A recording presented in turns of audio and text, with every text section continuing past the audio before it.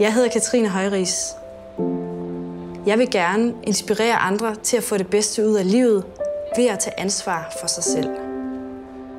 Derfor har jeg sammen med min kæreste Thomas startet firmaet I Love My Type.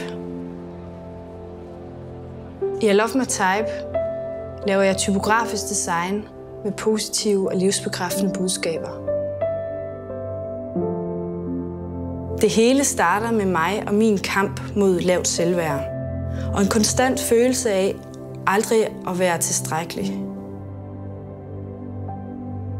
Jeg har aldrig været rigtig glad for at være den, jeg er.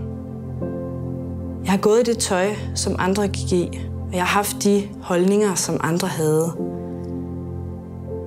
Jeg har skiftet meninger og holdninger konstant, og aldrig rigtig været klar over, hvad jeg selv synes om noget som helst.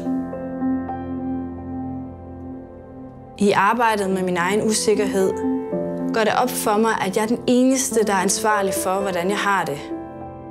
Og at jeg kan ændre mit liv alene ved at ændre måden, jeg tænker på.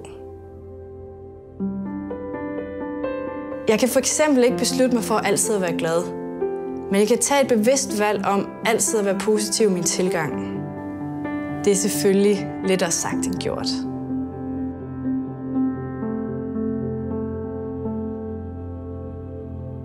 Det, der virker for mig, er nogle sætninger, der i min hverdag minder mig om mit fokus og hvor det er, jeg gerne vil hen. Så er det lettere at træffe valg, der hjælper mig, og stille og roligt ændre den måde, jeg tænker om mig selv. Så jeg skriver nogle ord ned til mig selv, som jeg indimellem kigger på. Det er egentlig ret banalt, men det virker.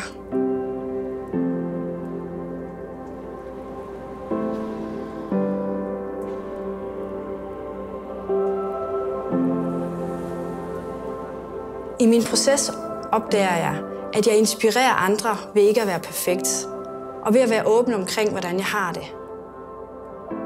Fra det øjeblik, hvor jeg begynder at fortælle om mine udfordringer, så får jeg det bedre med mig selv.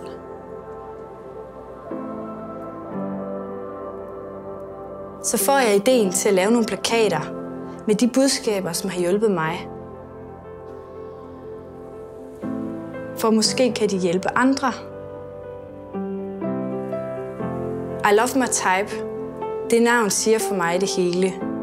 Det er i sig selv en positiv bekræftelse, og så er det egentlig også en manifestation af min egen proces. For jeg skal ligesom alle andre være glad for den, jeg er.